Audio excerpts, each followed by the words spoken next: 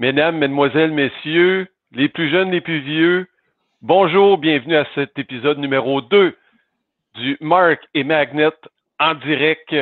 Ce nouveau show qu'on vous présente à tous les mercredis sur votre heure de lunch à midi. Oh, il y a eu un petit retour de son. Ça paraît qu'on est live. Il n'y a pas de problème. On va blâmer Marc Buffa à la technique.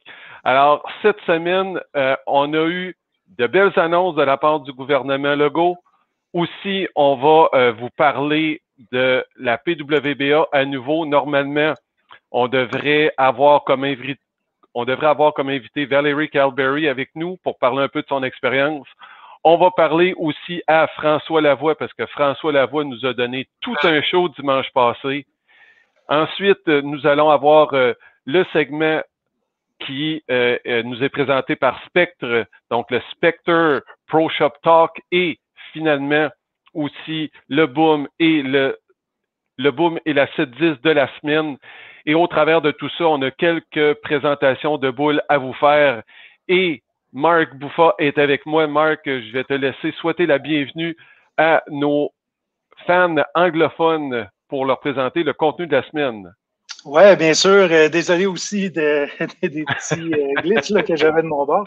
Mais de toute façon, encore une fois, tout le monde, bienvenue à notre show. Toujours les mercredis à partir de midi. So, hey everyone, welcome to the Mark and Magnet live show yet again on Wednesday at noon Eastern time. Today we've got a lot to cover and we're going to try to do it in a very short time here. Yesterday, the Quebec government announced a lot of changes in regards to the way that COVID is being handled in different regions. So we're going to talk a little bit about that really quick. Then we're also going to talk about a lot of the new releases. If you're on social media, obviously you are because you're watching us on Facebook. You have seen that there have been a lot of recent releases, a lot of which will be only hitting the market in March. So we're going to talk about those really, really quick. And if it's something that you would like to talk a little bit more about in more detail, hopefully within the next couple of weeks, maybe we can bring on some product specialists to help us talk about those new releases. But obviously, we've got a lot to cover in regards to the pro sport side of things. So we did have Valerie Bercier scheduled to be on the call with us today to talk a little bit about the PWBA. And also, the PBA was continuing with the Southwest region. If you guys watched it on Sunday, obviously, we're all rooting for François Lavoie, and he absolutely had a great performance. And we do have him on the show as well, so make sure to stay tuned for that. We're going to get to him a little bit later. And then we also have our Spectre Pro Shop Talk segment of the week where we will be talking about the grip today. And then obviously Guillaume's boom and 710 of the week. Those will be the topics for today.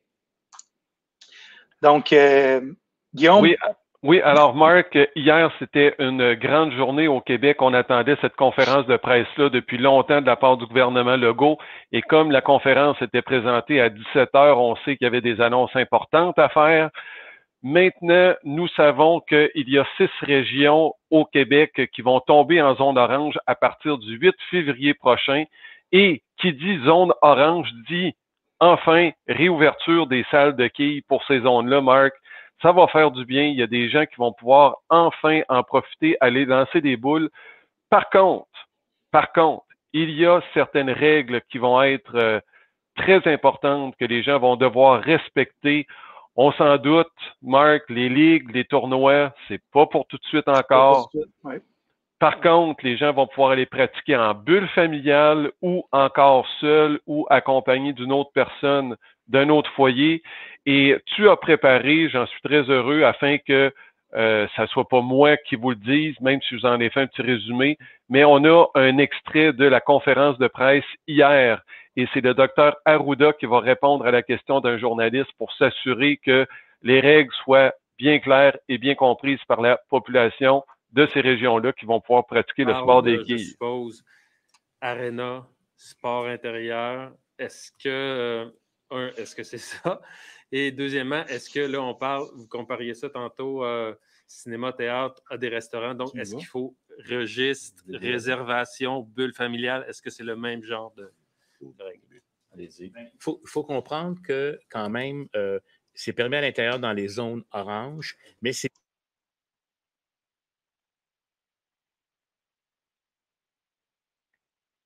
Marc, la vidéo est coupée. Est-ce que c'est normal? Activité individuelle, en diade ou en famille, à une même adresse.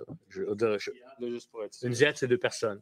Exemple, allez-vous au tennis à l'intérieur? J'ai beaucoup d'appels là-dessus. Ça va être permis dans les zones oranges. Mais on n'est pas encore dans des jeux de hockey à l'intérieur là, avec des équipes. Donc, on peut pratiquer notre sport à l'intérieur si on est seul, si on est avec quelqu'un d'autre comme tel ou une famille de la même adresse. Vous voulez aller jouer au badminton avec vos enfants, vous allez pouvoir le faire.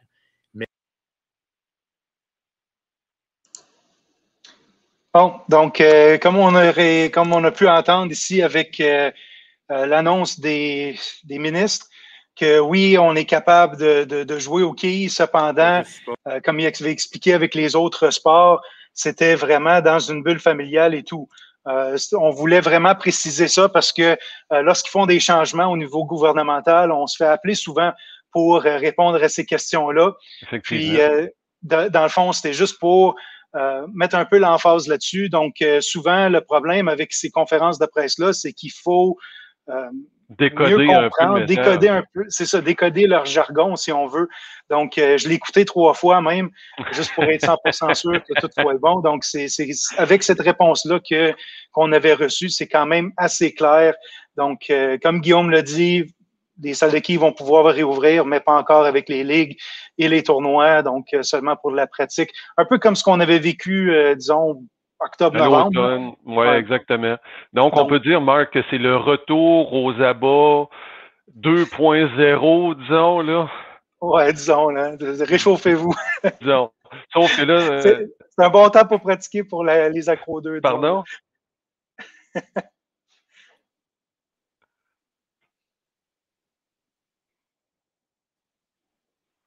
Guillaume, tu es toujours là?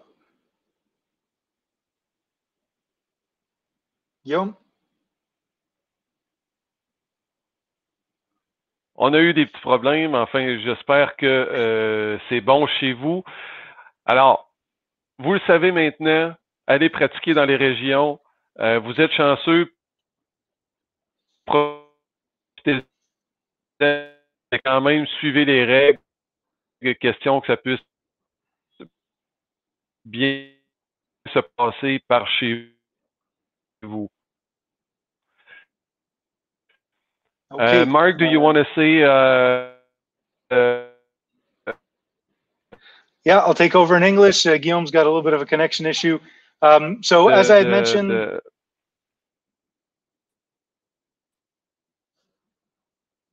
Okay. Donc, so like we were saying in French, the Quebec government announced some changes. There will be 6 regions that will be going into what they call the orange zones. Those have a little bit less restrictions moving forward. So what we will see is the ability for them to open up their bowling establishments, however, only to the family bubbles or a 1+1 type environment. So if you and I wanted to go practice, we could. So this isn't really going to be very good for leagues or for tournaments as of yet. So hopefully within the next couple of weeks. However, one thing that's very important to take out of all this is that we're starting to see a little bit of a light at the end of the tunnel where there's going to be some reopenings. So hopefully just kind of take that as a plus. All right, so we lost Guillaume. Hopefully he's going to get back here in a couple of seconds, and he's back. Guillaume, t'es de retour? Ah oui, je suis de retour. C'est bon. OK, donc désolé pour ça, on va blâmer Vidéotron. Oui, absolument. Donc, Guillaume, sautons à la prochaine tout de suite. Oui, parfait. Alors, beaucoup de nouvelles boules sont disponibles maintenant. Ben, en fait, il y a quelques boules qui sont disponibles depuis les dernières semaines et il y en a un tapon d'autres qui vont être disponibles dans les prochaines semaines, prochains mois. On veut vous montrer des images, on veut que vous sachiez qu'est-ce qui s'en vient afin de vous préparer pour le retour aux abats de toute la province. Donc, si vous avez des fois des petits manques dans votre sac de quilles, vous allez pouvoir trouver une nouvelle boule pour combler les trous et ainsi être prêt à recommencer à jouer aux quilles. On va passer rapidement ces boules-là pour que vous puissiez en avoir juste une petite idée. Et si vous êtes intéressé, plus tard dans les prochaines émissions, on pourra faire peut-être une émission plus complète en invitant des fois Jonathan Simoneau qui pourrait nous parler davantage de ces boules-là, leurs caractéristiques. Donc, c'est là, c'est à venir. Les compagnies sont très agressives ces temps-ci. On veut essayer de ramener les gens au quai et de repartir cette industrie-là le plus rapidement possible. Right, so let's dive right in. We're going to talk about some of the new products that have been announced over the last couple of weeks from all the manufacturers. If you guys want a little bit more information, we will probably touch a little bit more on this in the upcoming weeks when release dates get a little bit closer to reality. So right now, these are just kind of teasers. There are some of these that are available today. However, most are, still in the works. So let's get started here with Hammer launching the Obsession and Obsession Tour. These are high performance balls, going to be more of the higher echelon.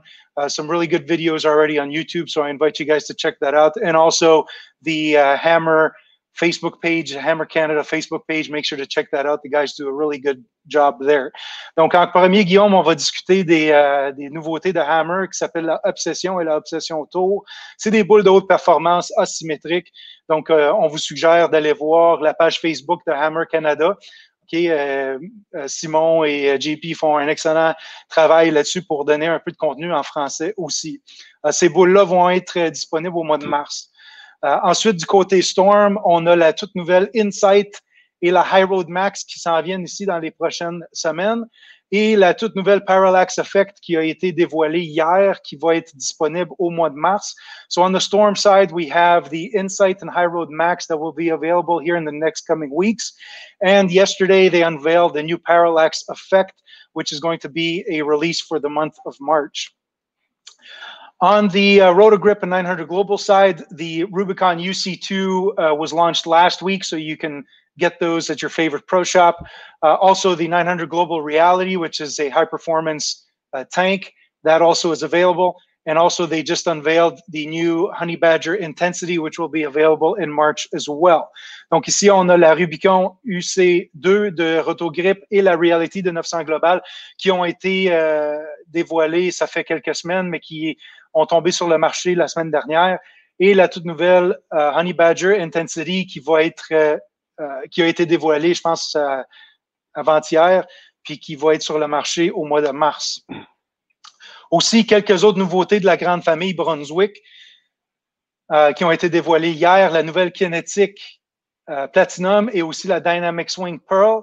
So a couple of new balls that were introduced yesterday. The information release date was yesterday from the Brunswick family of products with the Track Kinetic Platinum and also the Dynamic Swing Pearl. Again, these will be March releases. Donc, encore une fois, des boules qui vont être disponibles au mois de mars.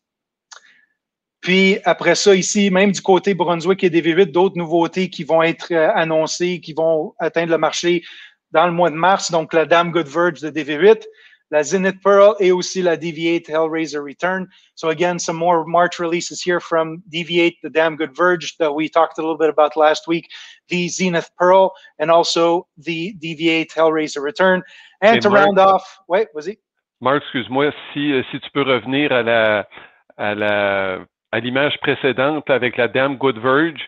Vous l'avez certainement vu rouler sur les allées de la PBA récemment. Chris Ketzo l'a utilisé pour jouer la finale de l'Ouest il y a 2 semaines. Il avait joué comme un fou avec cette boule-là.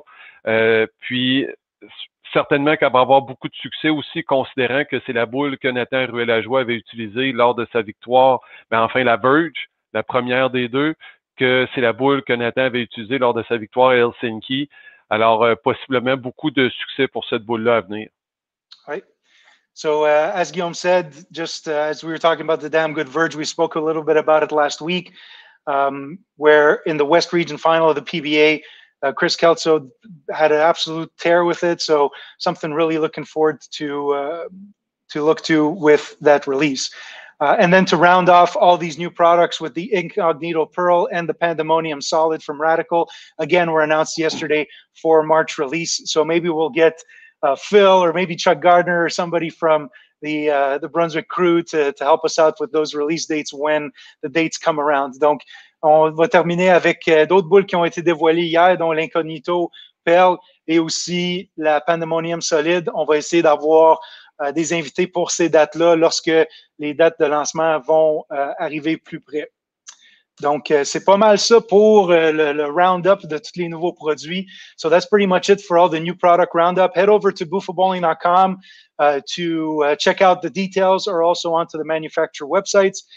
Obviously, everything's available on social media, so that's a good place to start.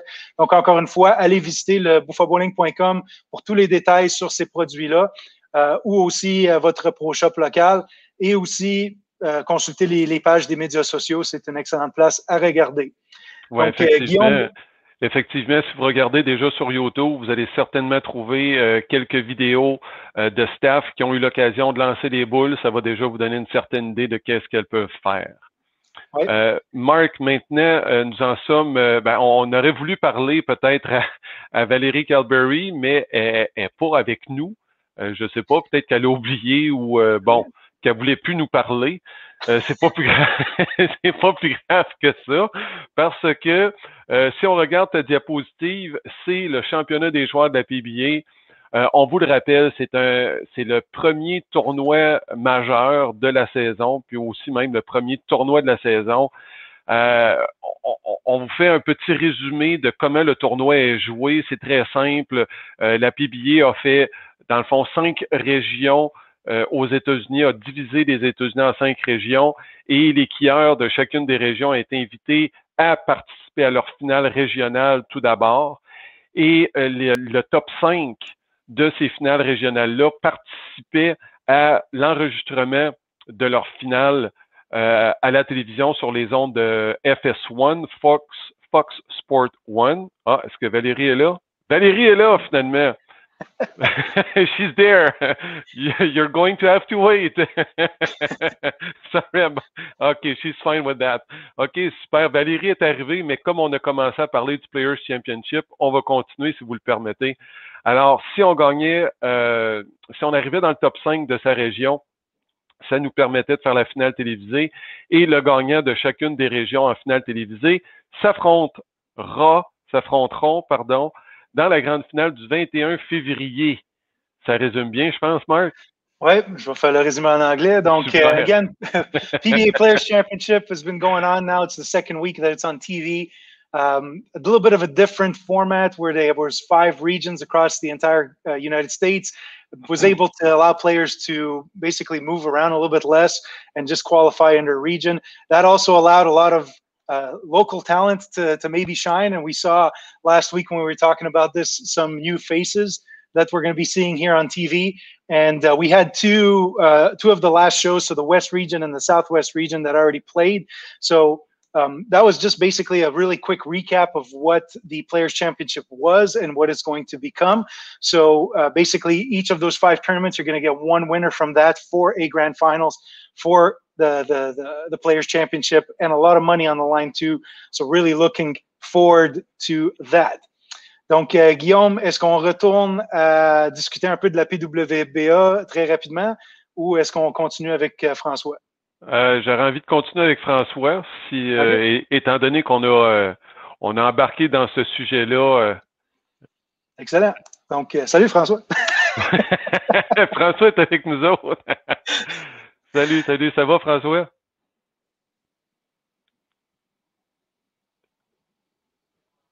François. On l'entend pas.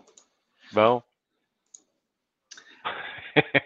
Ça va super bien aujourd'hui. Moi, mon Internet lag. François, on ne l'entend pas.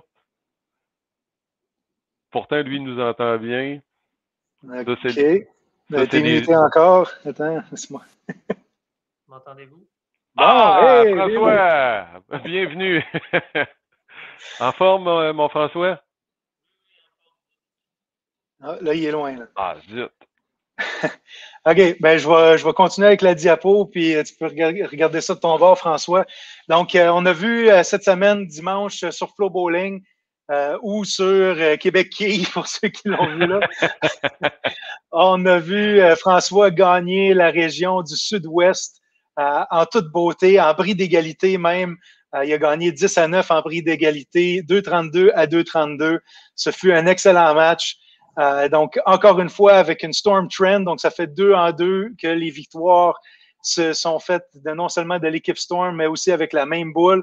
Donc, je veux aussi souligner l'excellente performance de Kevin Williams, qui a joué très, très bien tout au long du tournoi avec plusieurs changements de boule pour vraiment arriver au dernier moment, puis faire des bons pitchs au 10e carreau pour forcer François à faire au moins le premier pour forcer l'égalité. Donc, c'était un excellent match. Je vous invite fortement à aller voir ça. C'est disponible sur YouTube et ainsi sur Flow Bowling. So, again, ouais, vas-y. Également aussi, Marc, juste mentionné que Jason Belmonte disait durant le show que la trend que François utilisait était exactement la même trend qu'il avait utilisée un peu plus tôt lorsqu'il a joué son 300 à la télévision. C'est pas une autre boule qui a été percée là, avec un perçage différent. C'est exactement la même boule. Possiblement qu'elle va rester dans le sac de François très longtemps, j'ai l'impression. Ça a été tout un match. Franchement, on a été chanceux de voir ça et je voyais un petit peu plus tôt aussi dans les commentaires André Cormier qui disait peut-être qu'on pourrait taper sur les doigts de François alors qu'il a manqué la quille numéro 10. Ça aurait pu lui coûter cher. Puis on a parlé d'ailleurs dans le 7-10 de la semaine passée que Darren Tang avait manqué la quille 10 et ça l'avait coûté la victoire très certainement à Darren. Donc François s'en est sauvé, mais fais attention François, ça pourrait te jouer des tours. Ouais, j'ai été chanceux, c'est pas à refaire certainement. Excellent. Donc, laisse-moi juste faire un petit recap en anglais, puis on va embarquer avec les questions. So, as we saw, victory by François, 232 in a tiebreaker with Kevin Williams. Excellent match, excellent show as well. Kevin basically, had a couple of victories there, moving up, doing some different ball changes, going through a little bit of transition, but really great matches and also forcing François to get the first hit in the 10th, which was, a great finish. You always want to be able to shoe up and throw the ball for the cheese. And you did, François. A little bit of a nail biter there at the end, but really great shot on that left lane, and we're going to see it a little bit later. So again, 2-2 with the trend. Both regions won with a storm trend. So again, François, just kind of give us your overall, what you thought of the event. How's it been going so far? And just let us know what your thoughts are. Yeah, I thought the format was interesting. The event as a whole, I thought was a cool idea that came out of necessity for trying to reduce travel and trying to keep everybody as safe as possible. So I thought it was a neat idea. It was very innovative, and I wouldn't be opposed to them doing that all the time. If this was the Players' Championship format moving forward, I wouldn't be opposed to that. I'm not saying they should do that all the time for every tournament, but for the Players' Championship specifically, that could be what makes that specific tournament interesting and what gives it its identity. Alors, François, en anglais, tu viens nous dire que c'est un tournoi que tu as aimé beaucoup. Dans le fond, la formule, tu as aimé ça beaucoup. Peut-être nous traduire un petit peu tes propos aussi pour notre public québécois à l'écoute.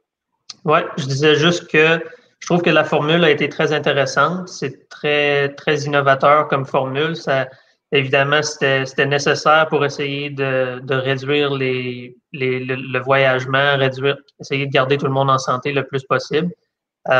Mais moi, je ne serais pas opposé à ça s'ils voulaient continuer à garder cette formule-là pour le Players Championship à chaque année. Je pense que ça pourrait rendre le tournoi intéressant. On a entendu beaucoup de monde parler les nouvelles faces qu'on voit à la télé, les nouveaux joueurs qu'on ne voit pas nécessairement jouer à chaque semaine en temps normal. Fait que je trouve que ça pourrait devenir l'identité du Players Championship si on gardait cette formule-là à chaque année. Effectivement, que ça a dû donner un élan aussi pour le nombre d'inscriptions, étant donné que plusieurs joueurs ne participent pas sur le tour régulièrement. Ils ont une carte, mais ils vont plus jouer les tournois régionaux ou les tournois qui vont être à proximité d'où ils sont. Alors, j'imagine que toi-même, dans la région du Sud-Ouest que tu as représenté, tu as vu le nombre d'inscriptions faire boom. Oui, ben c'est drôle que tu parles de ça parce que dans certaines régions, oui, on a vu plusieurs inscriptions qu'on n'aurait pas nécessairement vues normalement. Nous, personnellement, dans notre région, au Texas, même en Oklahoma, il y a beaucoup, beaucoup de très bons joueurs. Mais ces bons joueurs-là n'ont pas nécessairement tous leur carte de membre de la PBA. Donc, on n'a pas vu l'explosion d'inscriptions qu'on a vu dans certaines régions comme dans l'Est. Sauf que j'ai quand même l'impression que c'est quelque chose à garder. J'ai bien aimé ça. Puis, je pense qu'il ne faudrait surtout pas ouvrir le tournoi à tout le monde. Je pense qu'il faut garder ça seulement pour les membres de la PBA. C'est quand même un tournoi majeur de la PBA. C'est ça. À mon avis, il ne faudrait pas l'ouvrir à tout le monde, sauf que tout le monde qui a une carte de la PBA, oui, devrait être capable de s'inscrire au tournoi. So according to me, I guess that there were a lot more bowlers competing in this tournament in each region because there was not a lot of traveling, and also there may be a lot of bowlers having the PBA card, but being only part-timers. So have you seen an increase of the bowlers participating in your region and other regions as well? I think in other regions, go ahead, Mark. Yeah, I just wanted to add something to that. One of the things that I listened to Stu and Chris on all the shows that they watch, that they put on, and when they had Chris on, they were actually saying, like, you never bowl in the West because, you know, Colorado usually bowl more of the Southwest stuff. And that's one of the things that I thought was an interesting dynamic, because you did have some players that don't usually bowl in those regions, in the regional regions, but they did have to go there because of the way that Tom and the PBA basically split up the map, correct? Yeah, we did lose a few entries from Colorado because of that, because under normal circumstances, Colorado is considered in the Southwest region. But for the sake of this tournament, the PBA divided and decided that Colorado was going to go bowl in the West. So there were a few, I'd say probably 8 to 10 entries that we lost in our region from Colorado that went to bowl in the West. But overall, I think the East benefited from that. The East sold out really, really quickly because they have a lot of bowlers.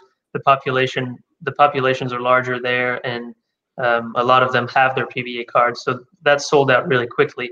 Whereas in our region in the Southwest, we have a lot of really talented bowlers, but not all of them have their PBA cards. So automatically they couldn't sign up for the Players Championship. Right. Good stuff. All right.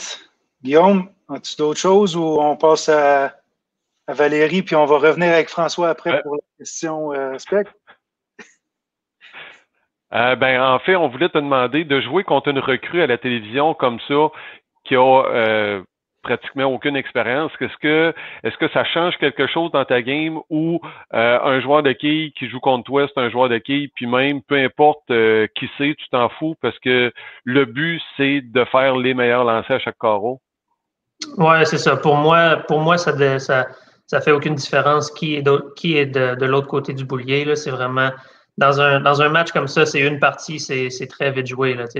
Une partie, je pourrais jouer contre quelqu'un de 10 ans, puis on ne sait jamais ce qui pourrait arriver, hein. C'est super rapide, puis c'est pour ça, pour cette raison-là, que ce soit une recrue ou pas, bon, c'est sûr que des fois, je pourrais être chanceux un peu, puis la recrue ou quelqu'un qui a moins d'expérience pourrait être un peu nerveux, puis avoir un mauvais départ, ce qui me donnerait un avantage. Mais bon, quand les allées sont pas nécessairement super difficiles comme ils l'étaient au Players Championship, on voit pas vraiment ça. Puis à ce moment-là, il faut vraiment que je me concentre juste sur ma game à moi, puis pas nécessairement faire attention ou penser trop à qui est de l'autre côté du boulier. Il faut vraiment juste que je reste concentré sur ce que moi j'ai à faire.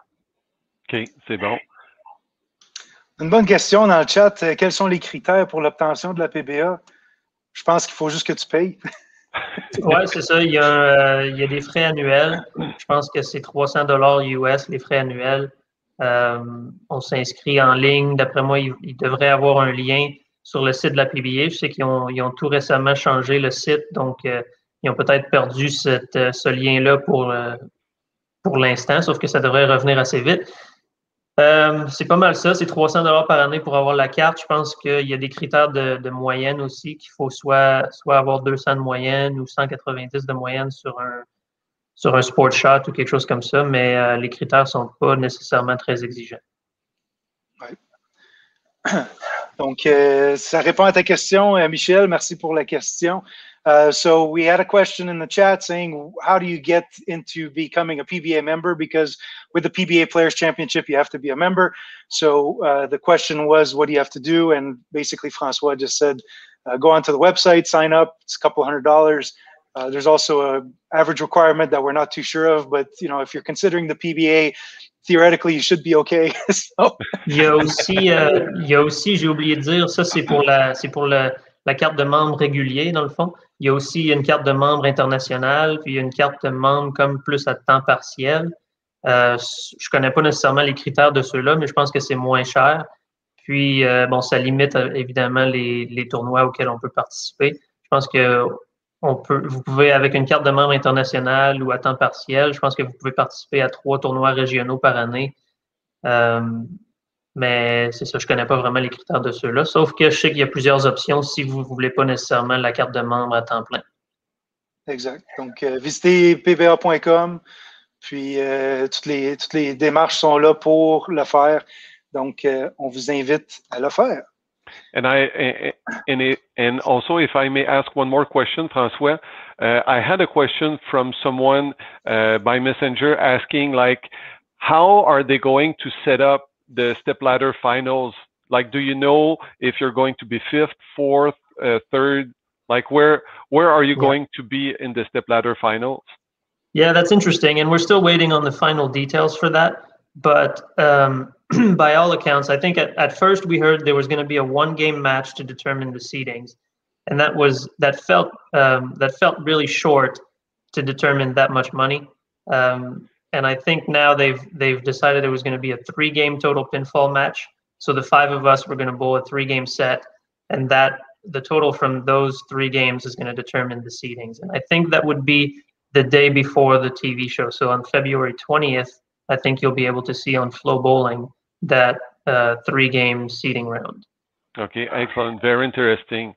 J'avais eu une question par Messenger aussi pour François qui demandait de quelle façon les positions allaient être déterminées pour la finale, la grande finale du 21 février. Puis, dans le fond, François, tu parlais qu'il va y avoir la journée d'avant une espèce de tournoi de qualification, disons ça comme ça, qui va consister en 3 parties. C'est bien ça? Oui, c'est ça. Au début, il avait l'air de nous dire que ça allait être une partie qui vont déterminer les seeds, je me cherche les mots en français. Les positions, c'est ça. Les positions. Mais on trouvait que ça allait être, c'était assez court comme format, juste une partie pour l'argent qui est en bout de ligne, à l'enjeu, c'est ça. Mais je pense qu'en fin de compte, ça va être 3 parties. Les 5 joueurs, les 5 finalistes vont jouer 3 parties, puis le total de ces parties-là va déterminer les positions pour la finale télévisée. Excellent. Donc, ça risque d'être extrêmement intéressant.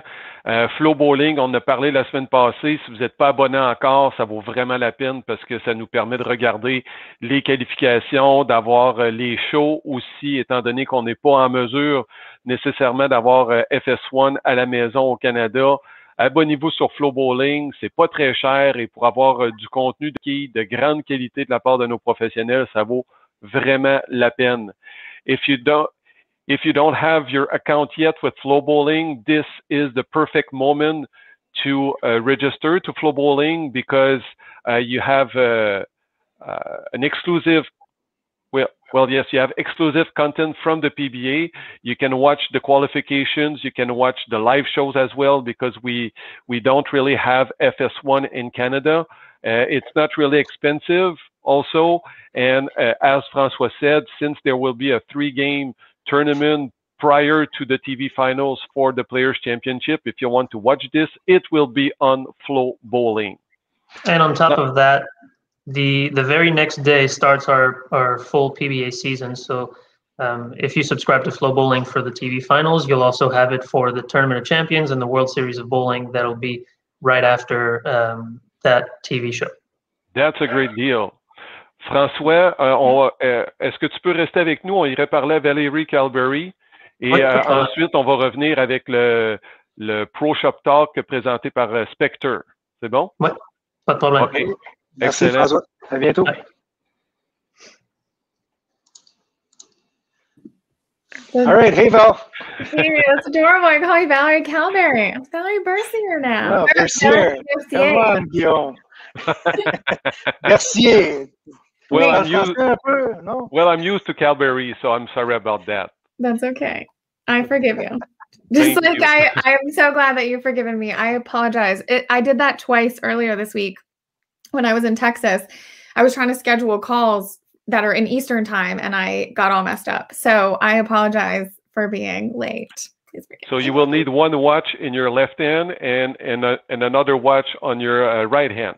Yeah, just typically make sure I'm that really good if I'm in Eastern trying to figure out the other time zones, but I was in Central trying to figure out Eastern, and of course I was trying to do it really quickly. But either way, I'm here. So thank you for inviting me on. I'm a little nervous to talk about what you want to talk about. Hopefully I have all the right answers, but otherwise we'll just kind of get started. Well, just don't worry. It's like having a beer at a bar speaking with Magnet and Mark. What's better than just well that? dressed, that's all. It doesn't change a thing. Right? You look fancy today. As always. We're trying to be like news anchors, kind of make it look legit. And that's kind of the impression. So hopefully people catch on. So I want to be the Don Cherry of bowling. Let's put it that way. Ooh, I like that. That's a great goal to aspire to, Mark. Good stuff. Thank you. All right, Guillaume, donc mène avec les questions, s'il te plaît. Oui, pas de problème. So Valérie, we wanted to talk to you because you competed in the start of the PBA of the PWBA recently at the end of January, and you were part of this bubble that there was at the ITRC in Arlington, Texas. So how did you like your experience in this bubble for about 6, 7, 8 days approximately, and three huge tournaments to start with? Yeah, it was, well, so we got there, I believe, on the 17th, and our quarantine started because we had to take a COVID test as soon as we got there. And thankfully, we actually got the results back about 24 hours after. So we were able to go and have a little practice session on that Sunday evening I guess it would have been Monday evening after they got the results back, because they were kind of expecting the results to get back kind of morning on Tuesday, which then practice sessions would start, noon and 4. But we were able to, everybody came back negative, thank God. That was really stressful on the organizers to not have to say, hey, you came back positive, you can't bowl, because that was their rule. If you come back positive at all throughout the week, because we had one in the beginning and then another one in the middle of after the first event, then you had to stop bowling. So thankfully nobody came back. And I guess there were about 38 plus a bunch of work employees that were working the event. And it was okay. I mean, it was the bubble. We went back and forth from the hotel to the bowling center, which was probably a good 5-6 minute walk from the hotel. And most of the time we walked just because that was the first thing. It was like almost living in prison where you had like your time out in the field and then you're like within the 4 prison walls. Granted, I was so thankful to be partnered up and roommates with Dasha, because I feel like as much as I like being alone, when you're there you go. When you're by yourself, and that's at the ITRC. But when you're by yourself, like it gets really, really boring and lonely. And thankfully I had also a lot of work that I had to do while I was there. So I was able to kind of balance being at the hotel and working. We weren't able to watch competition either. So, Bowl TV, we all subscribed to Bowl TV so we could watch the previous squad or the next squad. And that's pretty much it. We got our food all catered in. And it was great. It was really good food. Yeah, there's a couple of Brunswick girls, all in masks. And so you had to wear a mask the whole entire time that you were around other people. And you know what? What's really kind of incredible is nobody violated that. Nobody tried to, pull it down a little bit. Nobody. Thanks God. Straight. Like just full mask the whole entire time. The only time that I really took it off was when I was outside walking from the hotel to the bowl and vice versa. And then we ate in our rooms. So we got our catered food, brought it up to our rooms, ate. And it was all in plastic containers. Funny story. I haven't told anybody this, not even Felicia Wong. I want to. I'm going to send her a picture, but I actually, because I mean, think about I guess it was 2 meals a day for 9 days that we had these plastic containers. So 18 containers each for Dasha and I. So we actually rinsed them out and I brought them home here to recycle. So much trash, like so much plastic. Unbelievable. Yeah, there you go. There's a picture of the. Yeah, well, Mark is really active on Facebook. Thank you for doing that. That was one of them, and they had things like enchilada. Enchilada. Look good though. Oh yeah, yeah. I had a lot of like grilled chicken and veggies and rice and chicken salads, that sort of thing. So I was actually really thankful to. Well, I don't know. I guess a lot of the time when I travel, I'm really thankful to come home and have a home cooked meal. You know, that I can just, not loaded with salt and all of that, but it was actually very good and pretty nutritious food that we were served. So that was a huge plus for sure. So Frankie's jealous then because it seems like they just do takeout all the time, right? Right. Yeah, that's true. I don't know if you're going to discuss this at all, but just a thought that came to mind is since we were in such a bubble, I don't know what's going to happen in April. We're kind of just, is it going to be more like the PBA and how they're going to, just allow us to kind of travel in and that sort of thing? Or I honestly don't know, because I don't think that they could do another bubble in a different location because it was so isolated when we were at the ITRC. Right. Understood. All right, so give me 10 minutes to translate that in French, and we'll be back. I wish I spoke French. I can understand. Très court, Guillaume, s'il te plaît. Là, je vais essayer de faire ça court. J'ai demandé, dans le fond, à Valérie qu'est-ce qu'elle a pensé de la bulle au centre Arlington, Texas. Elle a dit que ça a été, dans le fond, très spécial. Elle est arrivée le 17 janvier, elle a eu un test de COVID. 24 heures plus tard, elle a eu le résultat, tout était correct. Et d'ailleurs, toutes les joueuses et tous les travailleurs de Bold TV ou de la PWBA ont reçu des tests négatifs. Donc, ça s'est très bien passé là-dessus. Les pratiques ont pu commencer plus tôt aussi et ça a très bien été là-dessus. Il faut dire que l'hôtel et le centre étaient à quelques minutes de marche. Les filles ont porté leur masque en tout temps. Il n'y a pas eu personne qui a tenté de l'enlever, de le baisser, peu importe. Les règles ont été respectées. Elle était seule dans sa chambre. Ça a été un peu plus dur. Pouvait pas non plus regarder les rondes de la PWBA sur place. Elle devait absolument retourner à l'hôtel. Elle s'est abonnée à Bold TV comme le commun des mortels pour regarder les qualifications. Ensuite de ça, elle avait ses repas aussi qui étaient servis directement à sa chambre. Elle ne pouvait pas sortir de sa chambre. Alors, ce qu'elle a fait, parce qu'il y avait beaucoup de contenants de plastique, elle a tout ramené ça à la maison pour faire du recyclage. Et voilà, Marc, c'était correct comme traduction, c'est assez cool. Excellent. On point. Okay. I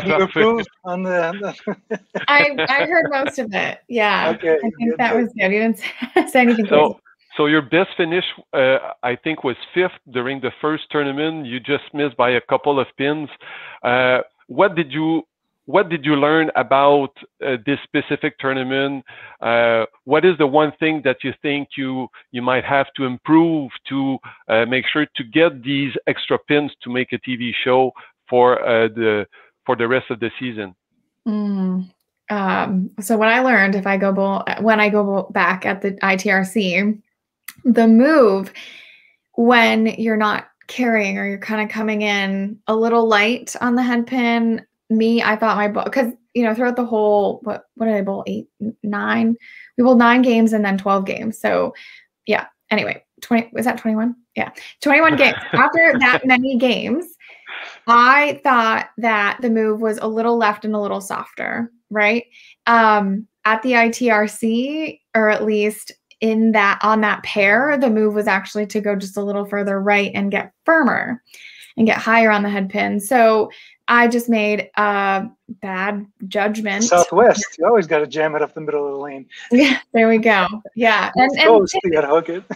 ITRC is honestly like it just, I realized that also, and that's another big takeaway from the other tournaments was I have to keep practicing and get better at straighter angles through the front because my perception, I like to circle it. I actually do like to get, left and soft, and that worked on the first pattern, not so much on the next two. So that would be my takeaway is just kind of go with that, my gut, and not kind of question it, and just knock 9 down and spare them, not 7, 10, 2, 8, 10. Marc, je vais te laisser traduire parce qu'il y avait un peu trop de termes techniques là-dedans. Je veux être sûr que les gens puissent avoir la bonne traduction. Donc, Guillaume a posé la question qu'elle a quand même eu une bonne lancée sur cette première tournée de la PWBA. Cependant, elle n'a pas fait de show de télévisé, donc il a demandé qu'est-ce qu'elle devait travailler selon elle pour y arriver sous peu. Puis elle a simplement dit la prochaine fois qu'elle va aller au ITRC, maintenant qu'elle a joué une vingtaine de games là-bas, elle s'y connaît un peu mieux. Chaque fois qu'il y avait une transition, elle voulait toujours aller plus vers la gauche et être un peu plus douce avec, mais cependant, ça ne charriait pas trop les coins puis laisser certains designs comme des splits. Donc, ça faisait en soi que c'était très difficile lorsqu'il changeait de paire en paire. Puis elle, ce qu'elle disait, c'est que la prochaine fois qu'elle va retourner au ITRC, elle va essayer de garder ses angles un peu plus fermés. Puis quand les allées vont faire une petite transition, ce serait plus d'aller un peu plus vers la droite et utiliser un peu plus de vitesse pour contrer le changement. Donc, une petite note mentale pour elle, pour le futur, lorsqu'elle va retourner dans ce bowling-là la prochaine fois. Puis, quelque chose de très bien aussi à suggérer aux gens à la maison, que la prochaine fois que vous allez retourner dans un bowling, si vous avez des notes, soit mentales ou même mieux écrites sur votre cellulaire ou quoi que ce soit, c'est toujours bien d'avoir ça pour avoir un peu de contenu. Exact. So next tournament is in April, I think you said. So yeah. There is a long gap between, the start of the season with this next tournament. What are you going to do in between? Yeah, so I'm going to practice keeping my angles more in front of me. That's and a little bit more forward ball roll and just getting used to seeing that with my eyes, because what felt like I was literally like Liz Johnson on top of it, what felt like that wasn't actually what was happening. So John, my husband, was able to take a video of me on the bowl TV, video of me bowling and send it to me. And I was like, ooh, that's not what it feels like. So that's what I'm going to work on for sure. 100%. I think that's really what it is. Cause I feel very comfortable doing everything else. My spear shooting's decent. It wasn't like the best that I've ever had. But it really wasn't terrible by any means. So I think just being able to feel more comfortable. And then when I can repeat shots that way, I'm able to see moves quicker. And then I typically trust the moves and preemptive moves. If you're throwing it well and you're throwing it in the right area, you match up a little bit better. I think that's what I'd probably say I would practice between now and April. Excellent. J'ai demandé à Valérie, dans le fond, qu'est-ce qu'elle croyait faire entre le début de la saison de la PWBA et la suite qui va être en avril. Elle a dit pratiquer, pratiquer, pratiquer. Et Marc, je te laisse encore traduire un peu pour s'assurer que les termes sont bons. Oui, donc comme elle disait, un peu de pratique ici, elle a quelques mois pour vraiment améliorer sa fermeture d'angle. Elle a reçu quelques courriels de son mari qui l'écoutait à distance avec des vidéos pour dire « Hey, voici ce que tu fais », puis c'est vraiment pas ce qu'elle sentait, qu'est-ce qu'elle faisait. Donc, c'est bien de toujours voir ces cues-là pour être capable de s'améliorer en regardant de la vidéo. Et aussi, elle a dit qu'elle va continuer à travailler sur son plan de réserve, donc toujours pratiquer les réserves parce que ça peut toujours s'améliorer au fil du temps. Donc, pour quelques mois, ça va être le plan de match. Exact. So, Valerie, we thank you very much for being with us. Even if you were late, we will remember that. But we thank you a lot. Much appreciated, and we wish you the best for the rest of the season, for the next tournament in April. I'm pretty sure that we will have the chance to invite you and keep talking about your experience on the PWBA Tour. Keep going. Great. Yep. Thank you so much for the opportunity. And you guys are doing awesome. Can't wait to see the other shows that you guys do. All right. Thanks so much. Bye-bye. Bye. All right, Guillaume. Oui, donc, on va revenir avec François. On est rendu au segment du Spectre Pro Shop Talk. Et avec François, Marc, tu voulais discuter un peu de la prise. À savoir, François, avec les années, là, tu sais, on sait, on peut grandir, on peut avoir des problèmes, des fois avec notre main, avoir des blessures, des trucs comme ça. Toi, dans ta carrière, là, depuis peut-être la sortie de tes rangs collégiaux, maintenant que tu es avec Storm, est-ce que avec l'équipe de Rep, on sait que tu es bien chum avec Sean Ryan, est-ce que tu as joué un peu avec ta prise? Et si oui, qu'est-ce que tu as changé depuis ce temps-là? J'ai vraiment rien changé depuis. Je crois la dernière fois que j'ai changé ma prise, à mon avis, c'était quand je suis venu ici à l'université pour la première fois, donc en 2011 environ. C'est vraiment la dernière fois que j'ai fait des changements avec ma prise. J'utilise aucun tape sur ma main. J'ai pas les pad patch ou j'ai pas de skin patch ou rien comme ça. J'utilise vraiment rien. J'ai pas eu de blessure, donc tant et aussi longtemps que ça va rester comme ça, j'ai pas l'intention de vraiment changer rien. J'ai déjà pensé à faire quelques changements en fin 2017-2018, quand j'avais un petit peu plus de misère, quand j'essayais de changer ma game un peu. J'ai pensé à faire des changements de prise pour pouvoir sortir de la boule différemment, sauf que finalement, je suis comme revenu à mes sources, puis j'ai arrêté d'essayer de changer ma game. J'ai décidé de revenir sur ce que moi j'étais bon, puis depuis ce temps-là, tout va bien. Puis comme je dis, j'ai jamais eu de blessure, donc j'ai pas l'intention de changer n'importe quoi.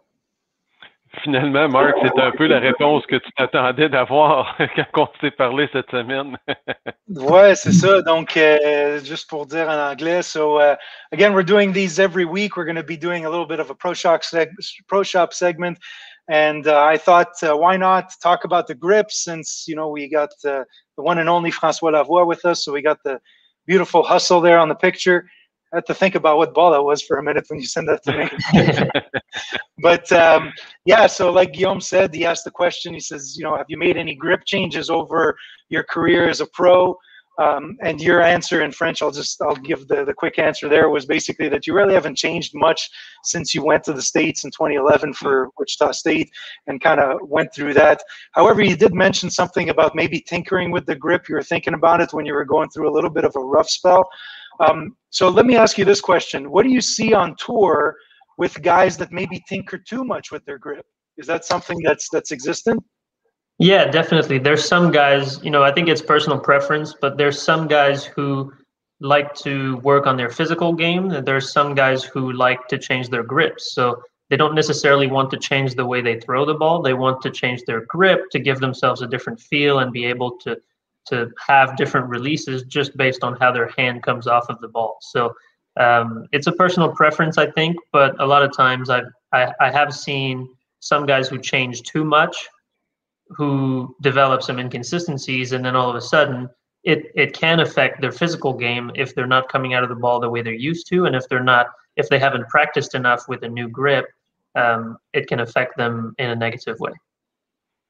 Right. C'est une question intéressante, Marc, que tu as posée à François, à savoir si François, tu avais observé des joueurs sur la PBA qui s'amusaient, dans le fond, à changer leur prise régulièrement. Puis, dans le fond, tu répondais qu'il y a des joueurs qui travaillent leur game physique, puis il y en a d'autres qui aiment la façon dont ils lancent, mais ils vont plutôt essayer de changer leur prise.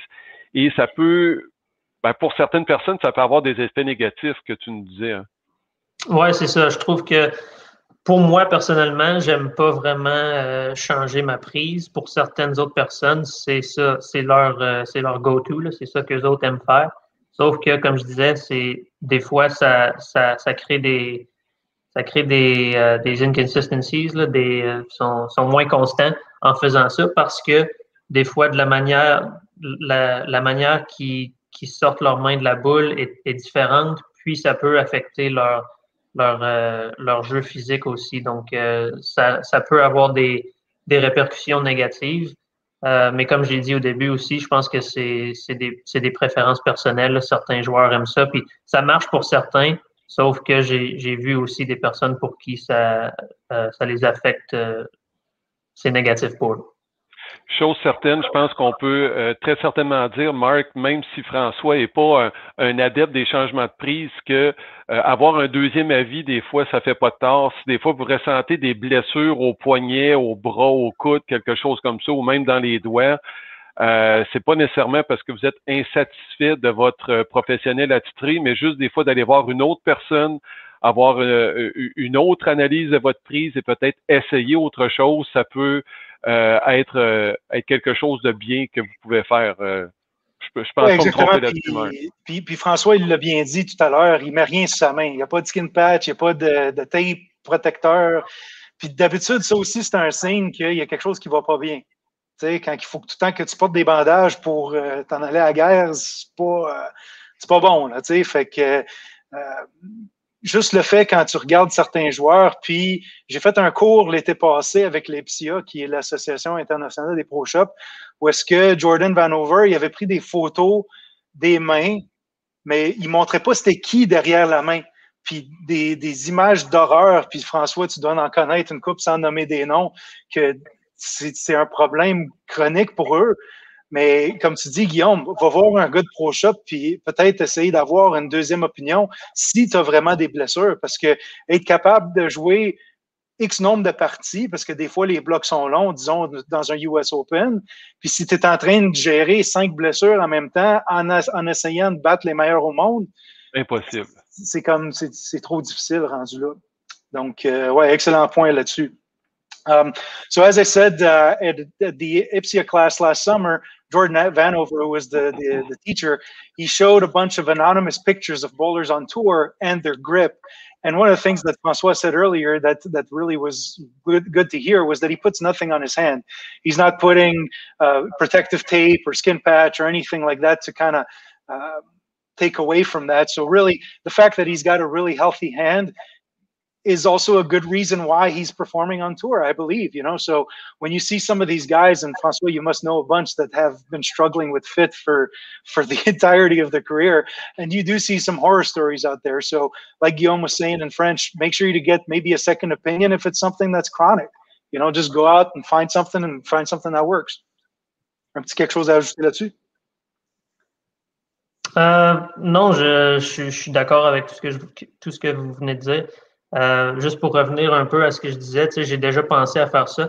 Je suis même allé à Seattle pour une semaine, je pense que c'était à la fin de 2018, parce que justement, j'étais pas content de mon jeu, ça allait pas très bien, puis je suis allé voir Peter Somoff, un gars de Pro Shop très, très réputé de Storm. Don't go see Peter.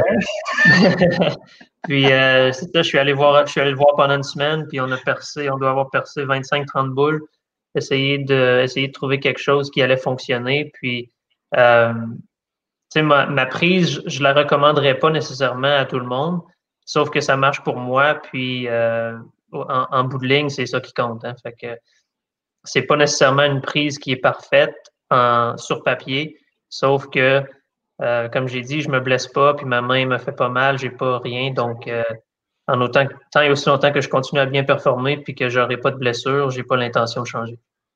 Excellent.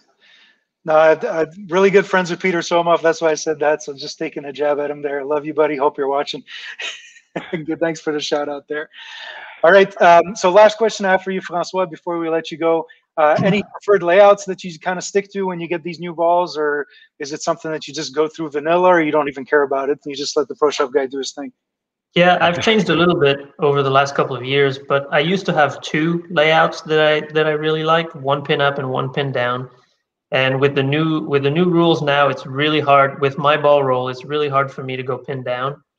So I've pretty much eliminated that one because pin down for me, my track just gets so high and it rolls over the middle finger and the thumb. So it's pretty much useless when I drill a ball like that, unless it has a really big core. Maybe a strong ASIM I can get away with because it's gonna flare away from the thumb quickly enough.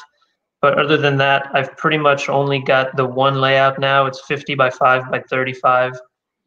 And I'll have little variations of that. So I used to just have the same layouts on every ball and just let the balls be different enough from themselves.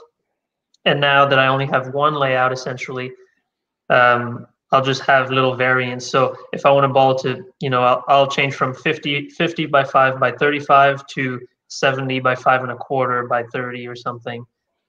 Just little changes like that. But mostly I'll stick to that one layout. I have tried to play around with, like I said, no weight holes now. So I've tried to play around to try to find a layout that's similar to that motion that the pin down layout used to give me. I have a few that I think are close, but they're shorter pins now. So I've gone to 2.5 and 3 inch pins to be able to keep the balls in front of me a little bit more rather than having it pinned down. And that's what it kind of looked like when you were playing in the team event. You were throwing an Axiom that kind of looked like it had a stronger layout on it. And, like you said, the pin down, now that you can't put weight holes in symmetrical balls, really throws a different dynamic into it, because when you go pin down, especially what happens without a weight hole is that the flare lines are very tight to one another. So you get something that's really smooth, but you don't get that mid-lane read that you would get when you would be able to put a crater in the ball. Mm-hmm. So like you said, now you got to be a little bit creative and go pins a little bit closer to axis, but still keeping the pin above the finger. So really nice. I didn't expect that answer, so thanks for that. That's a little bit more technical, but it's something that people need to hear. Donc, la question que j'ai posée à François, c'était à propos des équilibrages ou les layouts, comment vous voulez appeler ça. S'il y a, disons, un ou deux qui préfèrent utiliser, ou plusieurs, comment qu'ils voient ça. Puis il dit, avec le nouveau changement de règlement de l'USBC qu'on avait mentionné la semaine passée, où est-ce que tu peux plus mettre de trou de balancement, ça élimine le besoin de mettre une pin en dessous des doigts. Ce que ça va faire, c'est que typiquement, il faisait ça pour avoir un peu plus de prévisibilité puis une meilleure lecture du milieu de l'allée. Cependant, maintenant que tu ne peux pas mettre de trou, ça l'enlève un peu ça. Donc, François a dû faire quelque chose d'un peu plus magique, si on veut, avec la distance de la pin à son PAP pour contrer ça en toujours ayant la pin au-dessus des doigts. Donc, typiquement, il va juste toujours percer. Je pense que tu avais dit que c'était 50 par 5 par 30, un enfant même. 35, oui. Qui est ton layout préféré, que tu reçois la boule dans la malle, c'est ça que tu vas faire dessus. Puis, dépendamment de l'événement qui va être, ben, tu vas faire des petits changements, quelques petits changements au niveau des chiffres, juste dépendamment de ça. Puis, j'ai même aussi mentionné que lors de l'événement en équipe, j'avais l'impression que les deux axiomes, l'Axiom Pearl puis l'Axiom que tu lançais, avaient des pins un peu plus près de 4 pouces. C'est ça que ça ressemblait, en tout cas sur la caméra. Fait que, en tout cas, merci pour ces précisions-là de ce côté-là. Donc, Guillaume, j'espère que tu as tout compris ça. Moi, c'est clair comme de l'eau de roche. Je suis prêt à passer mon cours avec Dwayne. Avec Dwayne à Lincoln, je suis prêt à passer mon cours. Allons-y. C'est bon. Donc, François, encore une fois, un gros merci. Félicitations. On a hâte d'avoir la grande finale. Puis, reste chez vous, pointe pas à COVID, s'il te plaît, en ce temps-là, parce que l'argent est bon. On avait eu la question tout à l'heure, si on veut juste peut-être finir avec ça pour préciser, est-ce que c'est bien 250 000 au gagnant ou c'est la bourse du show? Non, la bourse du tournoi total était d'1 million de dollars. Donc, 250 000, c'est au gagnant. En étant sur ce show-là, je suis garanti 50 000, je pense. Donc, je pense que c'est 50, 60, 80, 130 et 250. Donc, le roll-off ou la mort subite, c'était vraiment une boule qui était importante parce que deuxième en finale régionale, je pense que Kevin s'est mérité 15 000 $. Donc, c'était un lancé d'au moins 35 000, potentiellement 235 000. Wow! Okay. Ça prend des couilles, comme on dit. Right. So before we let Francois go, we had a question in the Facebook chat. Is it $250K to the first to the winner of the Players Championship, or was that the entire prize fund? Francois said it was $1 million prize fund. And basically the difference in that roll-off was between 15,000 and 50,000 because low cash for the national final is 50 grand. So you've got 50 grand racked up already. That pays a lot of poutine next time you come. And really looking forward to that trip because I'll put some extra stuff on that bill since I paid Schwartz last time. Yeah, Dick Harry Hot Dog is going to be happy with me the next time I go. That's good. Good stuff. All right, François, encore une fois, gros merci, félicitations. Puis on te suit, on est derrière toi, le peuple québécois, on est fiers de toi. Puis merci de bien nous représenter. Et le peuple canadien aussi, parce que je te dirais, même sur le côté anglophone, on voit des François Lavoie everywhere. C'est cool. Merci, c'est gentil. Good. All right, Guillaume, donc on poursuit avec ton... Oui, avec mon boom de la semaine. Et François, si tu regardes encore, je ne sais pas si tu regardes encore, mais ça vaut la peine d'être vu. Écoutez ça, tout le monde. François Lavoie a besoin d'un abat pour passer à la finale télévisée du championnat des joueurs le 21 février. C'est parti avec la trend. Attention! François Lavoie, champion à nouveau de cette finale. Excitant. Marc, je pense que tout le Québec, tout le Canada a sauté de sa chaise quand François a réussi cet abat-là. C'était fantastique. François, tu mérites mon boom de la semaine. Moi, une chose que je veux préciser là-dessus, là, comme ancien joueur, comme quelqu'un qui était très routiné dans le passé, je sais que François l'est aussi, de le voir quand c'est lui qui devait décider, c'est gauche-droite, lui en premier, Kevin, qu'il a dit, moi, à gauche, ici, il a pogné son sac de poudre, il a fait ses affaires, il est retourné dans sa routine, puis comme si de rien n'a changé. Ça, c'est la façon qu'il faut approcher ça. Il n'était pas en train de shaker dans ses shorts. Il a fait un maudit bon pitch, puis il l'a mis à la bonne place, il a charrié, puis il se mérite une place à la grande finale. Donc, encore une fois, François, félicitations. So, for your weekly boom, Guillaume, obviously, hang on, let me play this again. Yes, you have to replay this. You have to watch it again. Why not? Yeah, because this was absolutely amazing, guys. François Lavoie, roll-off. He needed this strike to move on to the finals of the Players' Championship on February 21st. And he did that without a shadow of a doubt. He was cool as a moose. And look at this ball. Boom! That's right. Yeah, like I was saying earlier, when he's getting up, getting ready to throw his shot, we just see that he's going through his process. He knows where he's going. He pointed to the lane. He's like, "Let's do this. Let's throw the shot. I'm going there. Give me the ball." You know, it's that moment. It's that 3-point shot at the buzzer type scenario.